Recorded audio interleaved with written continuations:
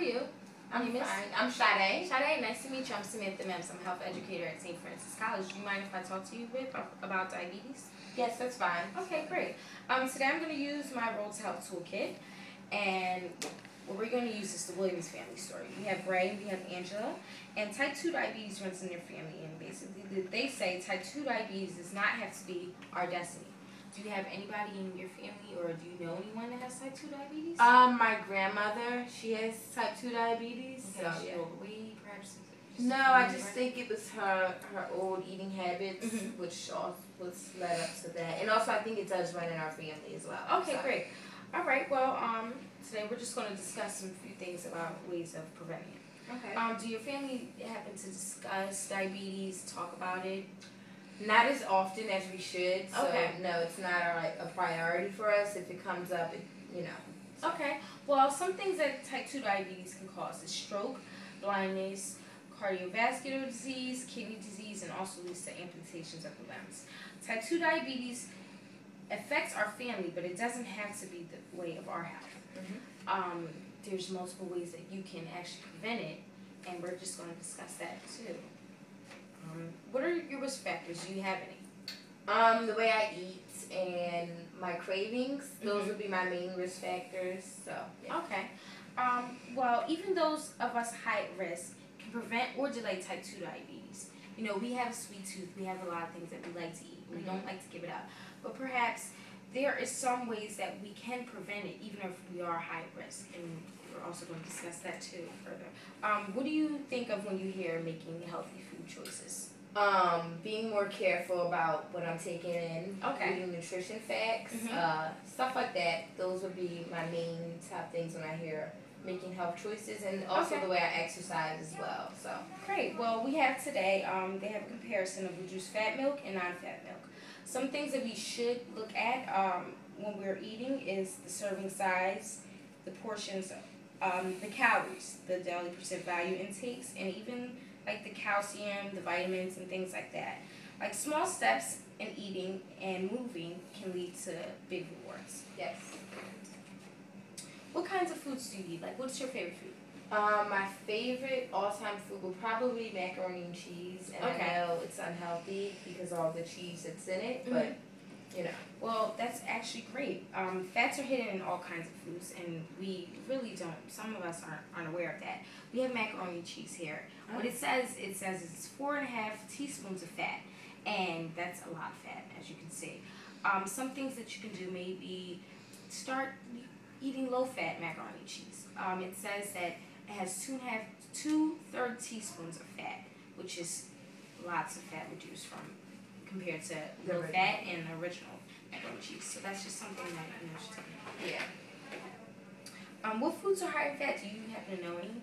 I would assume like burgers and stuff with grease and fried Yes. things because those have the most, and Definitely. soda as well, which is on the board. Sugar.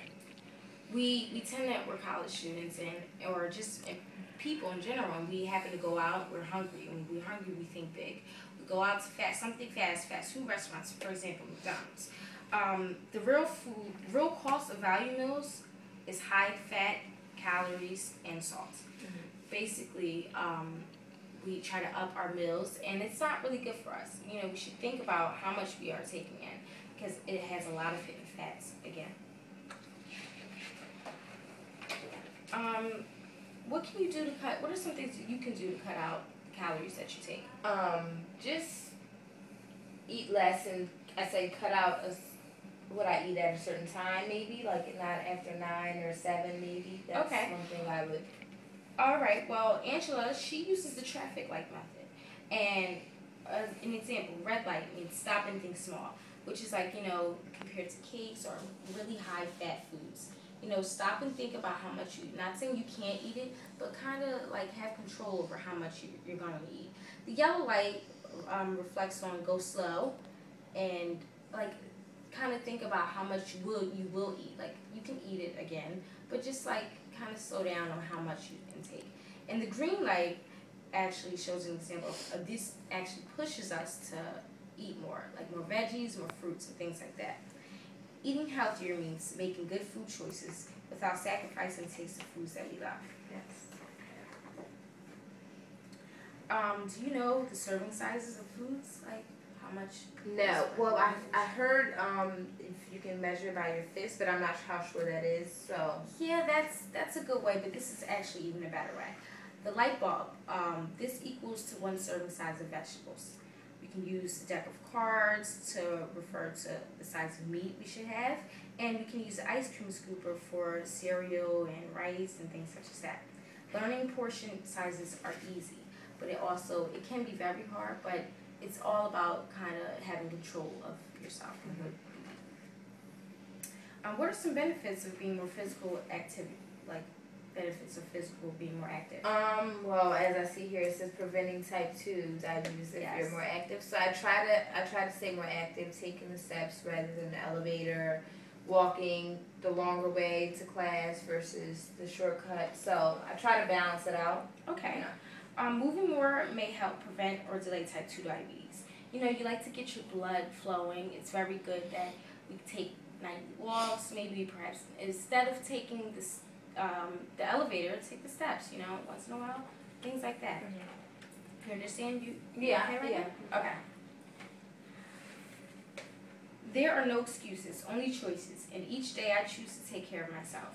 Each day you make the choices and decisions for yourself as far as what you eat and what you do. And basically what Ray says is making excuses is way too easy. And he added one healthy change a month and broke up physical activities into smaller parts during the day. So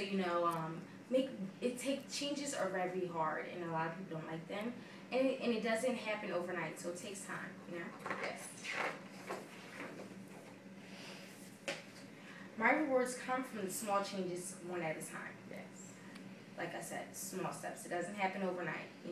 Do something realistic. Like, what are some things that you can do that can actually, like physical activities that you may like to do, like dancing? Yeah, And I like sports? going out. I used to play sports, but not anymore. So more going out, being more active, walking, everything like that. So those are gym. So those are things that That's I an would actually great actually way. do. It's an actually great way to start. Like not saying run 3 miles a day, but walks here and there, doing dancing. That's really good.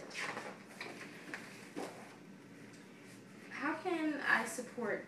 How can you support your efforts as far as like certain things that you can do? Or like family members, how can people be supportive? Well, going back to what we were discussing, like eating healthier, working out more. So I think it should be a bigger issue in my household rather than what it is now, because it's not really discussed as often as it should be. Okay. So those are the things that I would make as my rule to a healthier lifestyle and preventing type 2 diabetes. Great. Well, basically what Ray and Angela say is make your own road to health be a road without type 2 diabetes. Okay. Therefore, again, reflecting on portion sizes, physical activity, and things like that, and how much you eat. And at the end of the day, you'll see a change in your life. Did I help you today? Was I good help today? Yes, it was great. I learned so much. Great. It was nice talking to you, Sade, and hopefully that this can help you in your future. Thank Have a you. good day. Bye.